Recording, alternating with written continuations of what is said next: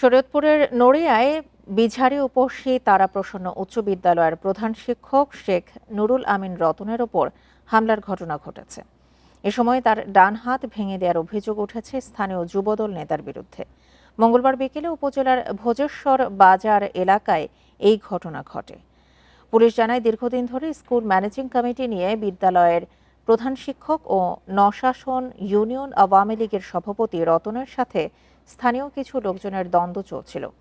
এরই জের ধরে বিকেলে ম্যানেজিং কমিটি নিয়ে দুই পক্ষ সংঘর্ষে জড়ায়। এতে প্রধান শিক্ষক রতন আহত হন। তবে ভুক্তভোগীর অভিযোগ, বিদ্যালয় থেকে অটোরিকশায় করে যাওয়ার পথে যুবদল নেতা মিজান শিকদার তার লোকজন নিয়ে তার উপর হামলা চালায়। এ সময় তার ডান হাত ভেঙে দেয়। এ সময় তার ডাকে স্থানীয়রা এগিয়ে আসলে হামলাকারীরা পালিয়ে যায়। পরে স্থানীয়রা তাকে উদ্ধার করে একটি ক্লিনিকে ভর্তি করে।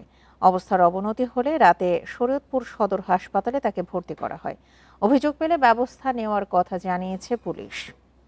এটা মারামারি ঘটনা ঘটেছে, কিন্তু কারা মেরেছে, কে মেরেছে এ বিষয়ে এখনো অভিযোগ পাইনি আমি। তো ওনারা হাসপাতালে চিকিৎসাধীন আছে। অভিযোগ দিলে পরে আমরা আইনগত ব্যবস্থা